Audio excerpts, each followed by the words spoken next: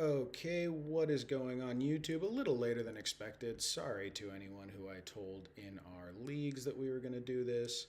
At 5, technical difficulties as well as life stuff in the middle of a move. Let me pull up the chat and live stream here, make sure everything's good to go. Yep, I should probably do that too. screen looks how we want. Ted is here with us. Ted, say what's up. What's up, guys? I pray that none of you ever have to help Yanni with tech issues. He gets very frustrated very quickly. I am not a pleasant human being when I'm dealing with that. But either way, free Tendies fantasy, doing a draft here. We're gonna do the NFL best ball millionaire, 15 million, whatever. The DraftKings, the big DraftKings promo. It's their equivalent of Best Ball Mania. They do a buy one get one right for your first entry. So we're gonna do an entry. Probably just draft one tonight because these take so damn long with the way the drafts take. We'll see how we do. It's full PPR instead of half PPR. I noticed that the ADPs on DraftKings are really funky. They are way different than they are on Underdog. You can get some really cool slides on here. We'll see. We'll see if anything interesting happens. The tournament status has an invalid status. Come on. Seriously? Oh no. Seriously? The tournament has an invalid status. I mean, I can just pop over and do one on here. Hold on.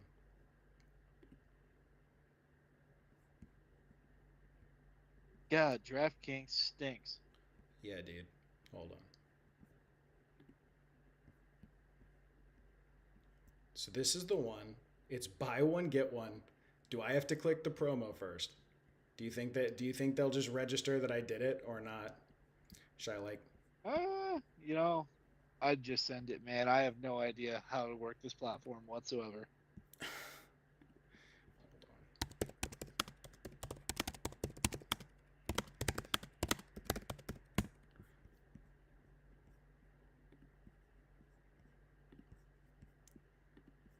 should I just send it? We're already here. Yeah, do it. Do it, dude. All right. I'm gonna Surely the promo works. I'm gonna go back. I'm sure I will go back through the process at some point and try to figure out what happened. But we're here. We're doing it. I will write their stupid customer service if this doesn't work out.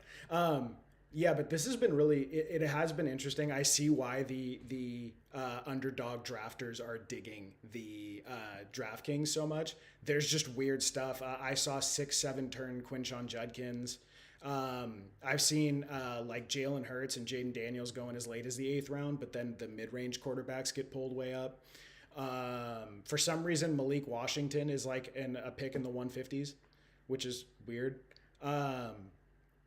Who else is going really? There's just weird ADPs in here. It's very interesting.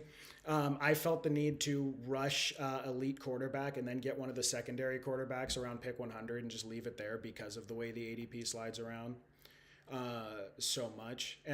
Other things I've been adjusting. I'm super in on Chase Brown and Devon Achane at the 2-3 turn because it's full PPR. I think the value proposition there is a lot different.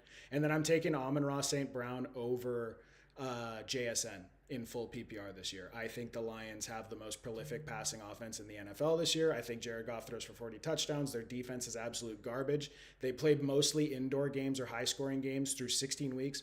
They have implied team totals of 24 points or more in every single game this season, except for, no, in every single game this season. So in full PPR, I'd be ripping Amon-Ra St. Brown at 5, and in fact, I did that earlier. We have the 3rd round pick, so that's not going to matter as much. I actually have seen Jamar Chase going at the 1 or the 2 pretty frequently in here. So we might get lucky and get a Bijan or a Gibbs roster from 3. We'll see. But awesome start, awesome position. And again, in full PPR, like I'm a lot more willing to go wide receiver after you know, 2 wide receivers out of my first 3 picks here. Jeremiah Love is also a lot more appealing in the early 3rd in full PPR to me. So we'll see what start we get. What do you think, Ted? Who are you? I mean, do you play in? I play almost entirely in half PPR. I think it's so much better. Do you play in full PPR leagues for redraft? I have one PPR league that I've just kind of been in for a couple of years. It's a super flex with an extra flex spot too. So you have, I think it's like 2 wide receivers, 2 flex, and then it technically it was a second quarterback spot, but they just changed that this year to a third flex. So it's two running back, one tight end, two wide receiver, three flex, full PPR. And last year in that league, my bright idea was to go Malik Neighbors in the first round, or no, it was CD Lamb in the first round and Malik Neighbors in the second round. So that team just Nice, completely fell on its face. nice. Yeah, dude, I don't know what the deal is. I've played in two full PPR leagues in my life, and I won the championship at one, and I missed the playoffs in the other, and I kind of called it wraps on my full PPR career. I don't like it. I think too many players are viable in full PPR. Like too many guys get really gaudy scores there. Okay, so we do not get lucky with a Bijan drop. That would have been the coolest thing ever. But Jamar Chase is no small, uh, you know, no consolation prize, especially in full PPR. He has 50 point per week upside. Dude, the way they have it lined up here too is just so much worse. They like fill out your roster for you instead of the way Underdog has it. I don't know. I don't like their formatting as much. The only thing I do really like is when you pull up the draft board. It's so much easier to monitor the draft board and watch picks go by on here. I mean, it wasn't very hard for me to do the draft board on Underdog because I just pulled it up on a separate monitor. Yeah, As a single monitor guy, though, yeah. I understand. It kind of reminds me of Yahoo a little bit.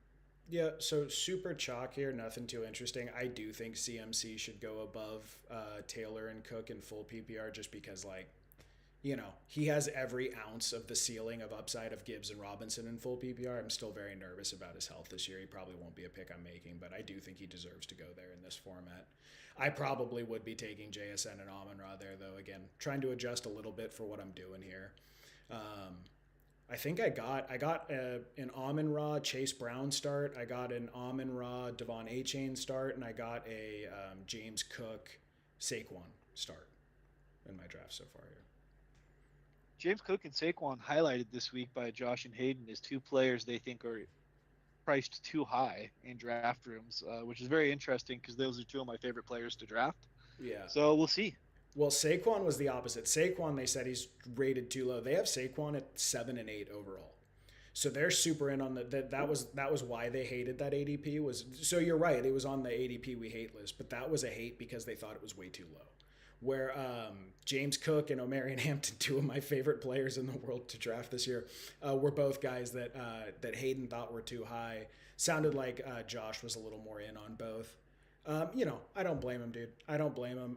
I don't know, man. I'm watching early redraft content. Like you have the flock guys doing their early redraft stuff, and just the way that these drafts unfold, I think you're out of your mind if you don't start running back with what's available at the 3-4 turn. Also, that's the other thing, Ted. Rashi Rice has been going top 15 almost every draft I've done here. I guess that would check out, right? With all the gadget looks he gets. He Yeah. really is force fed the ball. Yeah, but look at those combos it opens up for these guys. Chase Brown, Christian McCaffrey, a casual 180 catch upside for your running back room in full PPR. Absolutely ridiculous. Rasheed Rice is my highest rostered player in underdog. I think I have 47% Rice or something Nice. like that. Nice. Did you see the practice clips from AJ Brown today? No, and I think that we need to, as a fantasy community, we need to cool the brakes on losing our mind over camp news. This is a thing that happens every year. We get camp reports from a beat reporter who may or may not be reliable, and everyone overreacts to camp reports in preseason too. Yeah. Like you'll see a guy who has like 100 yards in a preseason game go like in the 15th or 16th round of underdog drafts just because people are chasing that little nugget of news. Um, just need to cool the jets on it. A lot of the offseason takes should be pretty good. Just you know, maybe it can move somewhat, but just be careful with that. Yeah, so certainly don't prefer to go zero RB start here, but if Love goes, I'll take Pickens as my third pick. Um, Maybe Trey McBride is actually more interesting. We'll see what happens there. Just rather Love doesn't go. Okay, so again, full PPR, right? This dude might catch like 70, 80 catches, 80 balls. We are going to anchor our running back room here. Quick Okay, question about Drake London. Are you concerned about Tua Tagovailoa being the quarterback? certainly not in full PPR. I think he's going to get volume for days. No. Um, as far as like him having that, like that weird run that he went on with Penix, where he was like regularly a top five receiver, just week in and week out, top five receiver. I don't think he's going to do that with Tua. I also wouldn't be surprised. I don't know, dude. This is maybe an unpopular opinion, but I wouldn't be surprised at all if Penix starts more games this year than the market is pricing it. So Well, I certainly don't think Penix will start, but I'd be shocked if Tua Tagovailoa at this point in his career makes it through a full season, whether or not he's pulled from being terrible yeah, or he gets injured. Both of yeah, those seem incredibly likely to me. But Penix also injury prone and also not good. So the Falcons are kind of up a creek. yeah, yep. Um, no weird starts. Like I don't see anything that couldn't exist on. Actually, I would say on Underdog, you probably could not get Amon Ra, AJ Brown, Devonta Smith as your first three. That's pretty sick for the start. Love to see Terry going at the 3-9. I've been crushing him. Terry's been going in the 5th round on here. I've been getting a lot of Terry in my first few drafts. That's been pretty cool. Yeah, Terry's been one of the guys that the fantasy community is starting to hype up. I hope Yeah. I'm not priced out of my Terry McLaurin shares because I do want some of that. Yep. But I like him in that 4th round sweet spot. So like the 3-9 where he went here, like maybe it's different because of this contest, but I'm not taking Terry there. No, no, that's way too high. You could have probably gotten him on the wraparound. Did you see the Josh and Hayden talking about Yahoo ADP? Apparently, we have.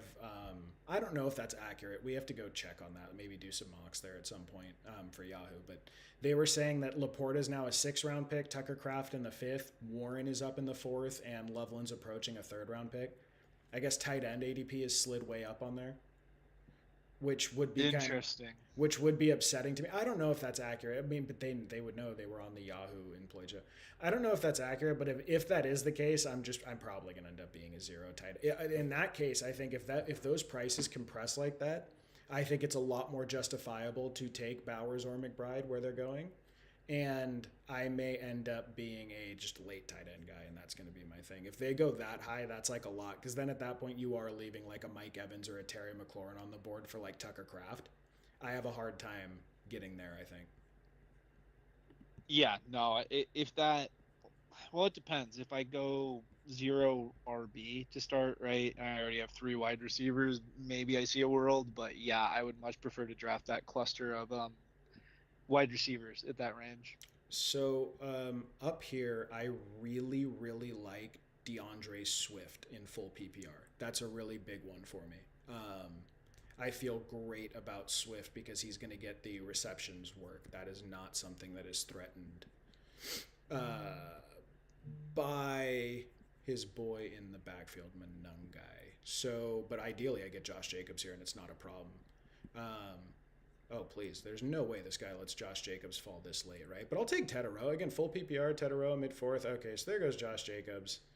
The only question is, do I want to grab Swift or, well, you know what? We'll do Scatabo. We'll do Scatabo. He catches a lot of passes. I went wide receiver heavy. And on the comeback, there should be either Mike Evans or DeAndre Swift there. That's what we'll do. Maybe I should have gone. Would you have gone Tet there? Um, trying to look at. I'm trying to put my PPR hat on here and think about who was just on the board. It was Tetaroa or I. Scatabo for me. Hmm, That's hard to say, right? Because of the. Yeah. well, in redraft, I'm just not drafting Scatterboo, Yeah. so it Yeah. would have been Tet. But like in a contest like this, where it doesn't really matter, right? If Scatterboo gets injured again or his leg doesn't hold up, your roster's just a zero anyways, and you don't have to drag that carcass across the finish line. Okay, so I'm more happy taking that risk. we do get Mike Evans on the 5th wraparound. So pretty good start here. Love, Scattaboo, Jamar Chase, Drake London, and Mike Evans. I'm happy with that. Yeah, it's a solid wide receiver room for sure. We'll see what happens with Joe Burrow. Almost certainly not there. Again, though, I do find myself like willing to reach on some of these elite guys here because the quarterback runs have been really weird my first few drafts. It can like go pretty quickly, and all of a sudden you're staring down the barrel of like nothing interesting, which is really weird for full PPR. I was surprised to see that. Well, I mean, like late fifth, it's kind of shocking to me that Lamar Jackson is still on the board. Um, like you're taking guys like Christian Watson over Lamar Jackson. Yeah, You're but taking JMO over Lamar Jackson. That just seems like I don't know. I'd be buying Lamar at this price. remember though, in full PPR, it's like a little different. Like the elite quarterbacks don't have quite the value. Interesting call with the. I don't think it's real news, and I don't believe it. But there was a report from Albert Breer, who's pretty big guy. Report that Sharbs is a 50-50 to open up the week active, open up the season active. I'm not saying he will be. I don't think he will be. That would be like a medical outlier, but pretty interesting to take Jadarian Price like 10, 12 picks above ADP the day that news broke. I don't know if I would be doing that. Okay, Michael Pittman, the 6-1. Respect, do your That thing. is bizarre. That is bizarre. I okay. If Well, you are buying that Aaron Rodgers is not throwing the ball past the 1 yard line, yeah, the exactly. first down marker, and Michael Pittman's just going to run a bunch of crossers, then I guess so. Exactly. That's what that guy is buying. Seems incredibly low upside to me, though. Yep. Okay, so 94 and 99, there are going to be two quarterbacks that I still love on the board there. If did Joe Burrow go yet? Okay, so Joe Burrow is still on the board. I highly doubt that, but if I get really lucky with a Joe Burrow stack, if not, I might just take a quarterback or a running back and a receiver that I really like here, and then swing back around because I can stack Purdy with Evans, and I could stack Dart with Scatabo, and Purdy and Dart I would feel pretty great about as my quarterback room, and that's at 94 and 99. So we'll see. If it's not a stack here, I was like debating Jaden Daniels unstacked. Oh yeah, that's the other thing. Godwin's going super high here, as he probably should in full PPR. There goes Joe Burrow. Okay, and then who else was going? Wandale. Wandale is a sub pick 100 guy here.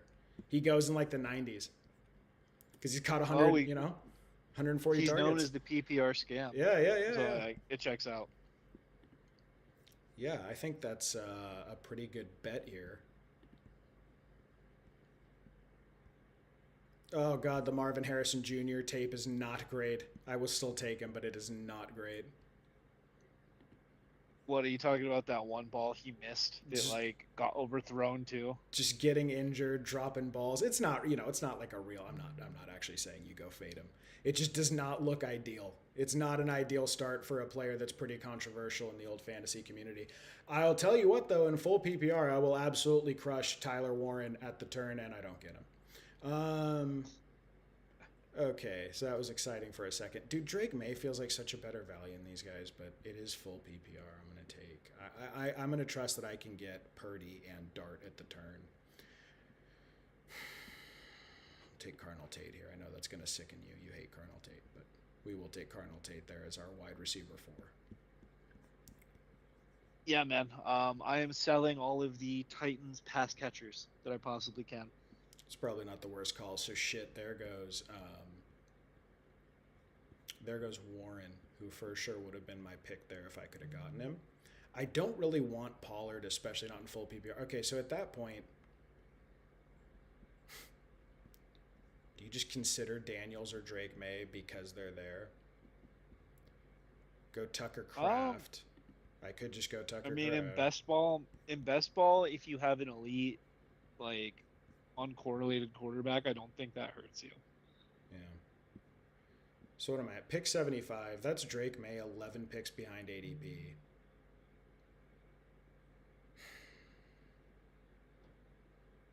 We'll do it. I like stacking Drake May with Romeo Dobbs later because that's going to be his slot guy this year. So we'll take Drake May and then try to we'll take probably Purdy, and then that's just going to be our room at 94. It's okay. I don't know if I'm like super excited about this start. I very much prefer Washington or Tyson to Tate. Neither was there, but we still did get Tate behind ADP, and that's a pretty good slide on Drake May. So we'll take it. You just cannot quit Parker Washington. No, that's going to be one of my things, dude. That is going to be one of my things this year. Again, especially if Yahoo ADP holds. Like if Yahoo ADP holds and then him and BTJ are like 7-8 turn picks, I think you have to take that risk. However you fall on that. If you think it's Brian Thomas Jr., you have to take him. If you think it's Parker Washington, you have to take him. Um, I love that Liam Cohen said, what did Liam Cohen say? Parker Washington texted him today. I'm ready to kill for you, coach. Liam's like, yeah, man. Seems like a Liam Cohen guy. I don't know. I don't know. We'll see, dude. What I am chasing with that Parker Washington pick is I am chasing the Puka Nakua 2021 or 2022 season, the Chris Godwin 2024 season. This guy has been an absolute kingmaker with his slot receiver. I'm chasing it. Maybe I'll end up being wrong. I think Jacoby Myers is going to take some slot work. I think Travis Hunter plays in the slot a little bit. But to me, like in the 8th round, those are the kind of bets that if you make, you could just maybe wrap your league up like at pick 90. And I'm very interested. Now, if Brian Thomas Jr. hits, I think you can wrap your league up at pick 90. So I'm not saying to not do Brian Thomas Jr. It's just, dude, look at the price on Caleb Williams on here. Pick 81. Well, this guy, he just drafted 6 wide receivers and then Caleb, so he's going hardcore zero RB. Yeah, you I should don't know who he thinks is getting down here. I would assume like Chuba. Yeah, Chuba would be a great one. Ooh, look at Ricky Pearsall leading off the 8th round. I like to see that. He should be going higher. Brooks goes before Chuba. Yeah, Guys, stop doing that. That's gonna be chalk by the time redraft season starts, dude. It's just No, that's goofy. Their ADPs are rapidly converging. Now, if Chuba's still on the board for me here, that's actually kind of interesting. But their ADPs are rapidly converging. I love RJ Harvey in full PPR. I think he's actually getting a little bit disrespected with his pricing. In full PPR, I can see it. I'm not drafting him in underdog or in redraft though. It feels like that's just not the guy you want. But in full PPR, maybe. Yeah, I'm just sort of interested in like he still is a rookie in a Sean Payton system that's Sean Payton receiving back in theory. He could lose his job. But he's still a rookie that got like 12 or 13 touchdowns and is going to be Sean Payton's receiving back unless he loses his job. Like that's a pretty appealing thing to aim for to me. Typically, we would have been paying way up for that archetype of player. Yeah, so I kind of dig it. I would, that would actually be kind of a tough call for me between RJ Harvey and Laporta. Well, didn't you? Oh no, you got sniped on Kraft. That's right. Yeah. Hopefully this guy makes the call for me, but I'm really enamored with the idea of Laporta in full PPR. The problem is running back is horrific when we swing back around, whereas you can kind of cobble together tight end. Yeah, I think I want to secure running back here. Yeah. What are we? Almost a round past ADP on Harvey. Okay, that's what we're going to do. Maybe like Purdy goes. No, see, so again, quarterback on here is very weird. Do I have any mid to late stacks? Not really. I mean, I guess I could do Cam Ward, but no, not really. Yeah, we're just gonna have a really beefy quarterback room here, and we're gonna go with Purdy or Dart, whoever comes back. Purdy with the Mike Evans stack, we'll take that. Laporta went anyway. Okay, team. Yeah, you had to survive like 6 picks. Yeah. Teams so far: Drake May, Jeremiah Love, Cam Scattaboo, Jamar Chase, Drake London, Mike Evans, Carnell Tate, RJ Harvey, Brock Purdy. Really happy with the quarterback room. I think it's a pretty good receiver room, but we do need Tate to hit. Running backs, like it's okay. We'll just see who comes around here on the turn. That's going to determine how I feel about this roster. See, there's one Dale up at 106, as he should be. He's way more valuable in full PPR. The one thing I'll say about PPR is I don't really adjust too much to it. There are some guys like Wandale that I think are outliers, but yeah. When you're drafting in a PPR room, like for the most part, I think your tiers should be pretty close to like what your normal half PPR would be. Yeah, I don't think I'm like super beholden to it, but there are guys that are much more interesting to me, like specifically running backs and third down roles become interesting. Like a White or a Gainwell is probably far more viable when they're going to get a point per catch, right? Or like if we were it the only situation I think I'd draft Kenny Gainwell is either if he fell way below ADP or if he was a PPR guy, Yeah, right? Like, yeah, so some of those guys get a little bit more value, but like, I don't know, like stuff like Terry going in the third round, like no. for me that's not as important. But I don't think I've won a PPR league, so maybe I'm just a taco. Yeah, I didn't. The year that I won it was the Ayuk breakout year. And I went Brees Hall at the end of the fourth coming off his ACL, and then Brandon Ayuk the year he was like the wide receiver 14. And then Brees Hall that year was the best year of Brees Hall's career. And then I got Jamar Chase early. I'm trying to remember what the rest. And then actually that was the year that I took A Chain in the 10th. It was his rookie year. And then I got Sam Laporta off waivers when he was the tight end one overall. So I cleaned up in that league that year. That was wild. Um, got really lucky with some of the way things broke in there. But I remember benching Mark Andrews for Sam Laporta during his breakout. He was just going nuts. We got some breaking news on the Brandon Ayuk front. I know you've been paying attention to this, but Oh, today he got on Instagram to taunt head coach Kyle Shanahan. His words, and I quote, "You can't win the race if you crash out." And he did you? goes, "Keep your head up and stay in your own lane. You're going to win," with a little race car flag emoji. So he's gone full villain here. We were talking earlier in the week. I was like, man, the timeline's kind of aligned. I wonder if Brandon Ayuk was maybe texting Kyle Shanahan, "I'm sorry for my behavior." And that's what caused the crash. I'm writing that off now. I don't think that Yeah. he was texting him, "I'm sorry." Did you see they asked the front office guys for the Skins, I believe their head coach in their front office, like, how much do you guys care about social media when you're evaluating a player? It was a roundabout way of asking, has Ayuk blown it with you guys reputationally? So this is a weird one, but this is where I'll factor in PPR a little bit more heavily, even though I don't have a tight end. But I really don't care. I'll cobble together tight end in best ball.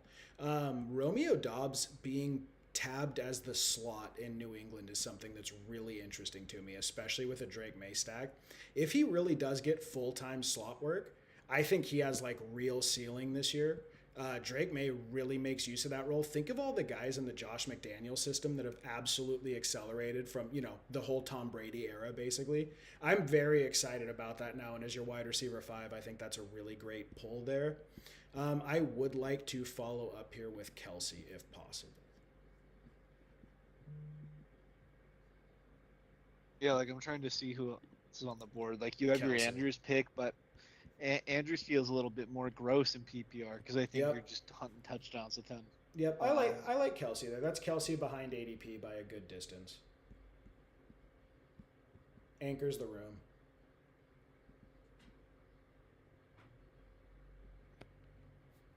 then there's Ferguson or Terrence or Jake Ferguson, not Terrence Ferguson. I'm not as interested in him. He feels like a handcuff pass catcher to me. Yep. Totally dropped off once the offense was healthy. I would like one more solid running back here. Woody Marks is someone in full PPR I'm much more open to. Um, and then Tyrone Tracy, I would, of course, love to get my hands on. He's not going to make it back, but we'll throw Ja'Cory Krosky Merritt in there just in case.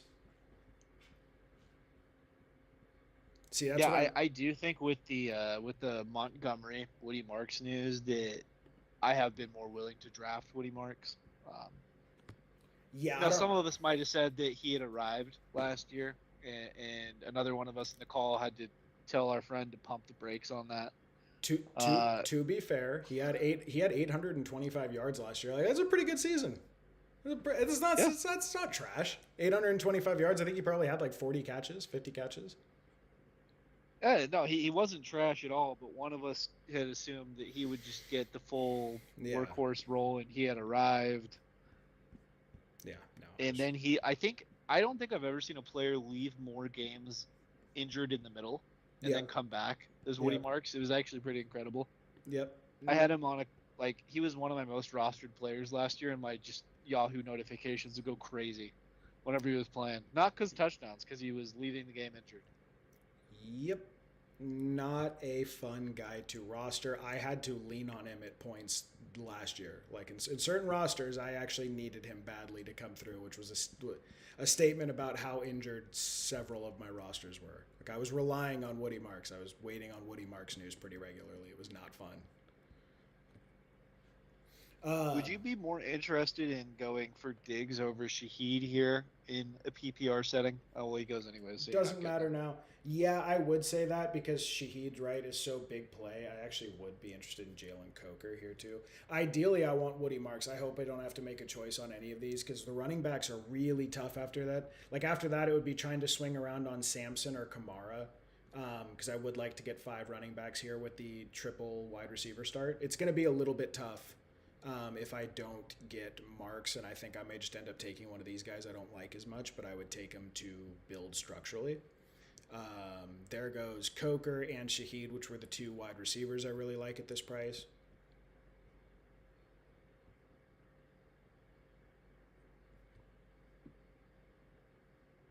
Oh, Jawan Johnson isn't so bad in PPR. No, not at all. Not at all. There goes Woody Marks, by the way. Yep. Tough one. Tough scene. I think you should be taking some round 18 or 19 Kalen Black. Well, this goes to round Reports 20. from reports from camp. I know, but I'd reach up around for him. Grant Cohn, one of our favorite reporters for the Niners, seems to be enamored with him. Yep. And Grant Cohn never speaks positively about any player, so it's kind of bizarre to see. I mean, personally, for me, I do think he probably gets the. Okay, so this would be kind of a shitty choice. I would have to reach on Kamara here. I'd probably just wait and hope Samson is there on the next turn. Samson or Coleman or Bigsby. Yeah, I'm not going to reach on Kamara here. That's too much of a reach. Um, yeah, I think this would be a C Rod pick for me, as uninspiring as that is. Oh, God. Okay.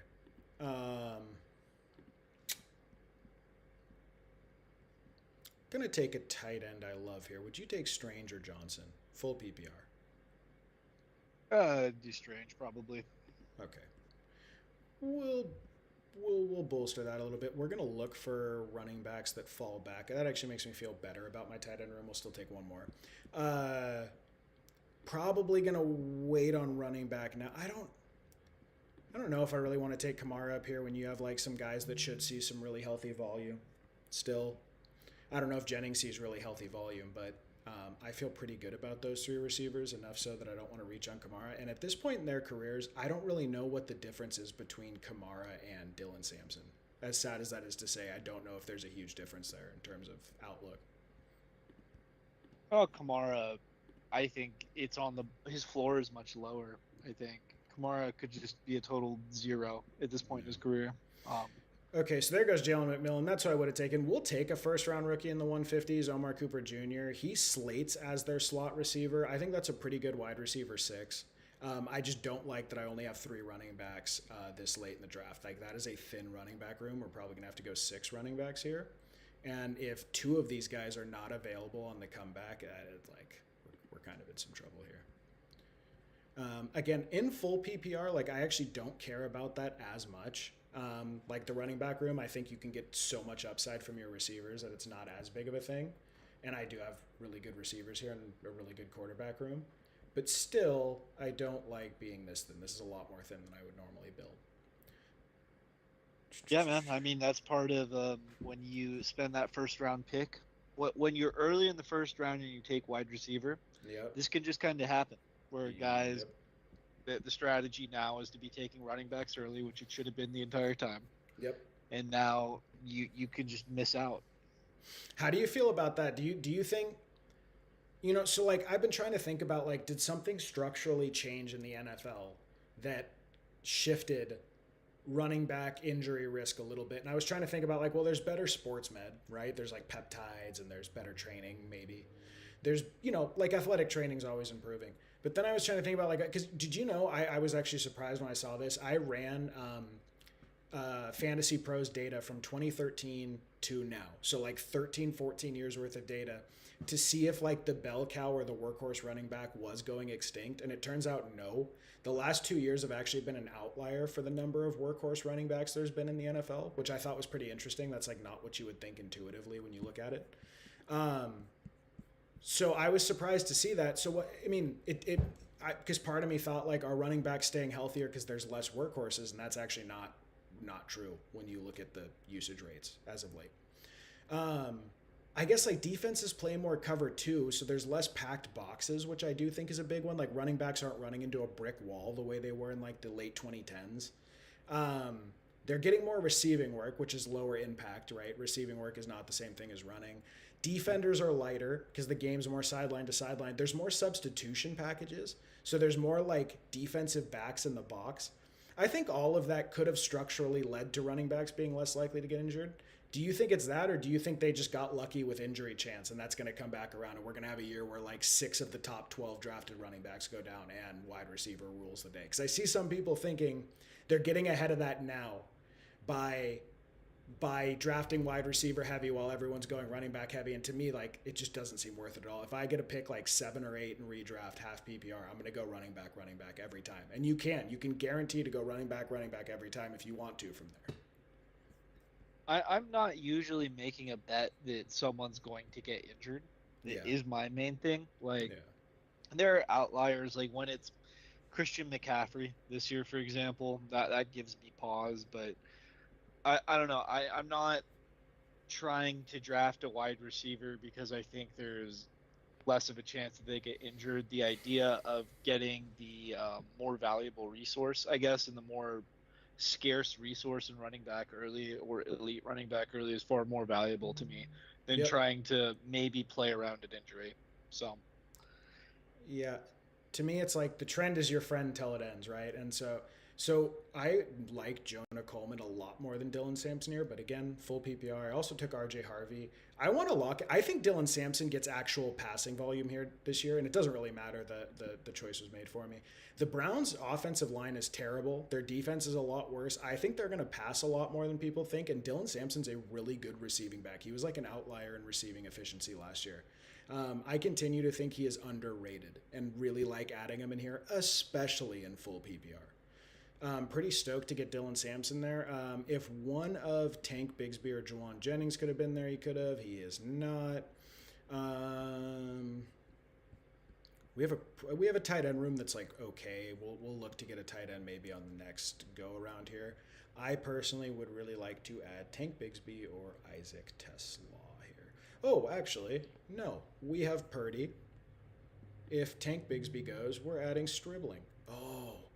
Oh man, I kind of just want Stribling with Purdy. Should I or should I? No, I probably should tank Bigsby high. I need the running back depth. God damn it. I don't know. Like, you can get other handcuff running backs later. If you are buying into the Deshaun Stribling hype, he is a camp hype guy. Nah, dude, I'm pretty happy with that. I think that's a pretty fortuitous turn this late in the draft to get Sampson and Bigsby as our running back 4 and 5, on top of RJ Harvey, Cam Scattaboo, and Jeremiah Love. I do actually feel pretty good about that. Hopefully, we can get a little Braylon Allen in here later. But yes, I do like. I'm liking the Stribling camp content, dude. I'm getting pretty excited about that, to be entirely truthful. It's a tough scene because everyone is so excited. I think it's already mock drafting, right? Or people that are maxing out their underdog or DraftKings entries. We're all very jumping on in the know, I guess, about what's happening. So we're just globbing on to the first bit of information we have when the guys are in not training camp, but well, yeah, it's training camp. I guess it's training camp, yeah. Chess Liam, who I've been watching all the streams trying to learn, right? The guy's taken down 3 major tournaments, so I just watch him like, trying to pick his brain because he'll sit there and talk to you about why he's thinking what he's thinking. It's really interesting to me. He was drafting a ton of Christian Kirk in like round 19, 20. And so he seems to be totally convinced that Christian Kirk is the guy to own there because of the spike weeks, because Purdy's a good deep ball thrower. I think that argument's really interesting for best ball. I think for redraft, I'm probably just staying away from both of them. Although again, Stribling could be one of those guys where we were talking about like the developmental wide receiver 4 or 5. You throw him on 5 or 6 in this case. Throw him on your bench, cut him if it doesn't work out. He might be an interesting guy to hold for a week or two and just see. But traditionally with 49ers rookies, like I think it's going to be a while till you really get anything out of him. Shanahan is very slow. Even with like Debo and Ayuk, they did not come out of the gates firing. So I don't know if that's like something in redraft I'm going to be pursuing. Yeah, the Niners are very slow. Like I don't know. I don't know what their deal is. They definitely seem hesitant though to be throwing rookies into the fire. Yep. All right, so that's the team so far. I don't know if I love it. I do love that start. I love Chase and Drake London. Really would have been so much happier if I could have gone Jacobs over Scatabo there, but that is not how it works. What did this guy do with the zero RB team? Okay, actually pretty good zero RB, dude. Hubbard, Jakrosky Merritt, Woody Marks, Tyjae Spears, Jordan Blue, Jaden Blue. I did see Blake Corum on the board. I would like to address Blake Corum a little bit because I've seen guys like the fantasy footballers who are saying that Kyron Williams' run is over.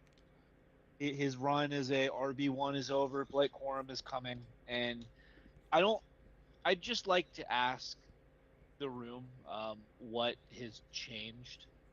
Like I don't know. Like to me, it feels like Kyron Williams was already not a very good running back to begin with, and you can attest to this, right? I've been a Kyron hater forever. I've said, yeah, he's not very good, right? His like combine numbers were not very good. He's not very fast, but his role in the offense is solid, right? And people have been saying since Blake Corum's rookie year that you got to watch out for Blake Corum, and it's like I don't know. What do you think Kyron Williams' worst case is this year? Like 60-40 Kyron? Something like that?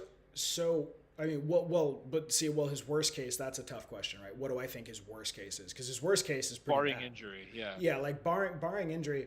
So the problem is with Corum, he's been a much better guy on a per touch basis than Kyron, but they use Kyron as the passing down back.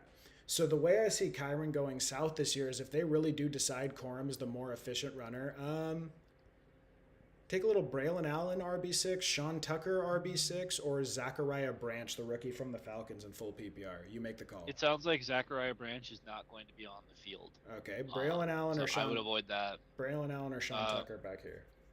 I think both those guys are going to get touchdowns. Braylon Allen's better, I think. Yeah. Yeah, you know what? I have a ton of Braylon Allen, so we're gonna go Sean Tucker because he's not available in the 200s on Underdog. Okay, I'm pretty happy. That'll round out our room there. All the tight ends went that I was hoping to get my hands on. Every single one of them was gone by the time we came back around. So this might be a Jake Tonjes last pick of the draft roster, very possibly. Time will tell.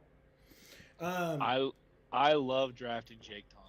Dude, in round 20, because these are 20 rounds. These are not 18 rounds, right? So in round 20 is your tight end 3. I actually think he's going to have spike weeks this year. And I wouldn't be surprised at all if Kittle, through compensatory injuries, like especially his hamstrings, just cannot stay on the field. And then in that case, Tonjes is a top 12 tight end for me. I started Tonjes last year. Tonjes, that touchdown he had against the Bears won me a title. Like that guy, you can let him rip. You can let him. I won literally. The difference in my winning or losing was like 7.1 points. And he got, it was like a 11-yard touchdown or something. He had 7.2 or 7.3 points on his touchdown. He won me that title because of him. So Tonjes to me is like a top 12 tight end if Kittle misses time. So certainly I'll throw him on here for nothing. You know what? We're going to keep him in the queue. He's proven. Jake Tonjes has proven that if Kittle's not there, he will be involved. He becomes a complete zero if Kittle is involved, but with the injury, yeah, I think Tonjes is like a good handcuff tight end. And I would just like to let the viewers know that I went to that game last year. I was in the building. Yeah. And Christian Kirk with Purdy we would absolutely take. And, oh man, is our boy already gone? Booty? I hope he wasn't on the board when I made that pick. That might have been a stupid pick by me because I would take Booty. I'm sure that he is off the board because he's a guy who's been getting all of the camp talk. Yeah. Patriots beat writers are calling Booty the MVP of training camp so far. Yeah. So I could almost guarantee he's gone Yep. But yeah, so dude, what do I think about Corum and Kyron? I mean, to me, I think if Kyron is sitting at the 3-4 turn, he's been an RB1 for like 2 or 3 years now. I think you should probably take him. I think he's going to retain his receiving role no matter what. But I do think there's a world where the Rams start beating the shit out of teams so badly with how good their defense is that they just want Kyron healthy for the playoffs and Corum looks really good.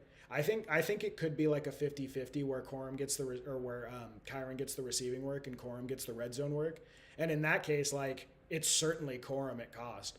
If Corum can, Corum has not gotten the red zone work for the majority of his career. Kyron has been the guy yeah, who's gotten that, so that would be a change for I sure I know, in, but in the status quo. what I'm saying is that's like car crash work. And if they care about Kyron being healthy and they're winning in games a lot, I could see them skewing some of that toward him.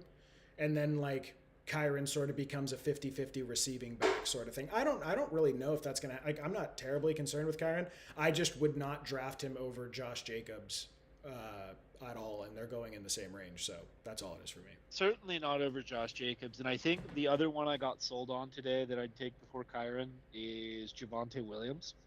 Yeah, maybe. Those guys kind of go in similar ranges. And I don't think Javonte Williams has to deal with that, right? Like, No. and you still get on a good offense there, but like, I'm still pretty interested in Kyron at cost. I think that he's just one of those players that might not be very good at football, but my opinion on him, that's one of those things where if you're lower on a player, then all of a sudden the public sentiment starts to start going against that player. Like it doesn't affect me as much because I'm like, oh, I never thought he was good to begin with. And at a certain point, I just gave up and said, well, McVay likes him, and the Rams paid him, right? And that's the role. Like it's one of those ones where you're drafting a role instead of a player for me. But sometimes that works. Very much so. I will say though, I wouldn't be surprised to see because Kyron has some like dead zoney arguments you're making for him. You know, where he's kind of like inefficient on a per touch basis. Um, his like explosives aren't great. He got there with like big plays last year. He got a little bit lucky with like big receiving plays and receiving touchdowns. So I don't know. I think there's maybe some reason to like be a little bit weird about drafting Kyron, but I also think his price reflects that.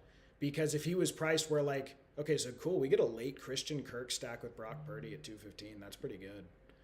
I will take that. I think the odds that they hit a big touchdown at some point next year are pretty good.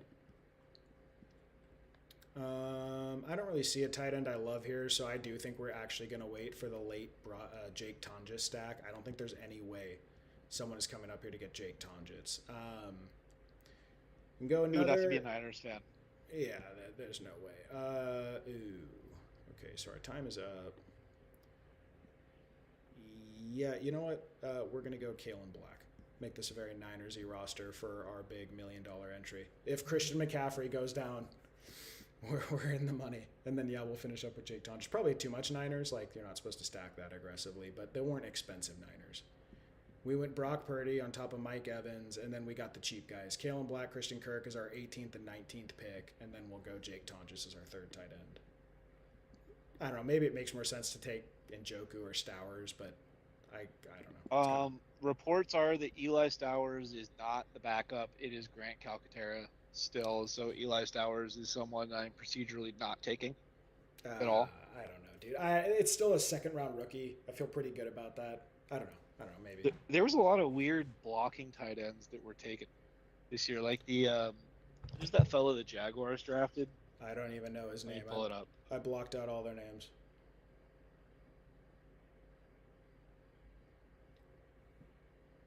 Nate Borkirker. No, he was the meme pick Well, that someone picked in the underdog lobby. Yeah, like he was round two, pick 56, and like Mel Kiper lost his mind. Mel Kiper was like, "Why would you draft a blocking tight end in the second round?" yeah. I mean, Eli Stowers is like a slot, so you know, I don't know. Probably should take him over Tonjes just because he's a highly drafted player who should see some reps in the slot. We'll see. I am going to add a third tight end, though, here because this tight end room is pretty weak. I don't think this was a great draft overall. It's all right, though. I'm not embarrassed by it. It's just not great. Oh well, if Love hits, like if Jeremiah Love hits, that's a pretty good roster. Well, yeah. Well, and you need Scatabo to not only hit but take some receiving work. But he was like a 3 down back last year. I don't know. We'll see. We'll see. Yeah, interesting to see how Tyrone Tracy mixes into that now that they both have a full off season and Scadaboo's not a rookie anymore, right? I've seen some takes on Twitter saying that, kind of saying the same thing that I did. That hey, you know what? When Scadaboo was the featured back is when Tyrone Tracy, his only touch competition, was injured in his like first week back off of injury. So I'm not sure if that's set in stone, especially with a new coaching staff. We'll see though. I think Scadaboo is probably better than Tracy, all things considered, though. To me, it is just a matter of his health. I think if he's healthy, he's going to be their featured guy. But dude, like if he's healthy, that's a really big if. His foot was sideways on his body, so he may well not be healthy. But okay, so this is going to wrap up. We'll see what we end up wrapping up with, but this is going to be the team. Drake May, Jeremiah Love, Cam Scattaboo, Jamar Chase, Drake London, Mike Evans, Travis Kelsey, Carnell Tate, RJ Harvey, Brock Purdy, Romeo Dobbs, Brenton Strange, Omar Cooper Jr., Dylan Sampson, Tank Bigsby, Calvin Ridley, Sean Tucker, Kirk, Christian Kirk, and Kalen Black as the crazy high upside dart throw, and then whatever last tight end we end here. I kind of like Darnell Washington this year to like do something. They extended him. McCarthy generally makes good use of tight ends. I kind of like a random Darnell Washington throw in there. Darnell Washington's a very fun player to watch. Yep. So The dude, again, I really do want to throw in Tonjes for the meme, but I'm nervous about taking a zero with Kellen Black, and I don't want Jake Tonjes to be a total zero. Oh God, I assume you would be taking Tonjes over Stowers. yes, I would. I will not draft Stowers. No. All right, Jake, you won me a ship last year, buddy. Maybe you catch a bunch of points in week 17. Let's do Los this. Gatos legend. Shout out Yeah. Los Gatos. Yeah, let's do it. Okay, so that's kind of a goofy team, but that is my first entry, chasing $1 million. Maybe we just won it on stream. Who knows? All right, Ted, thank you for joining me for the draft. Let's see if I get messaged my free ticket or not. Oh, what is this? My tickets, available tickets, best ball promo. Use there we go. So we will have another one of these coming probably tomorrow. Thank you guys so much for coming out. Ted, any closing comments? Do you want to what popular fantasy guys are you trying? Any comments you want to make about Jonathan Brooks before we get off here? Do you want to stake your claim about what Jonathan Brooks is or is not ahead of this season? What I know Jonathan Brooks is a guy with 12 career NFL touches and 25 yards, and the confidence in which people are drafting him makes me question the industry. But you know, I'm not saying it won't happen. I'm saying that the confidence in which people are saying it will shocks me. As the old saying goes, be greedy when others are fearful, be fearful when others are greedy. The question with the Jonathan Brooks thing, right? Should you be greedy because people are fearful of his injury? Or should you be fearful because people are so greedy to get that RB2? I think it's a great debate. I think it is the essence of what I love about fantasy football, dude. As far as I'm concerned, I think I'm going to end up with quite a bit of Jonathan Brooks this year, but time will tell. Ted is a Chuba guy. One of us is going to have to hear it at some point in the year, probably on video. Who will it be? Again, time will tell. Ted, thank you so much, dude. I had a lot of fun drafting that team. We'll see. We'll do one more tomorrow. See if it goes better.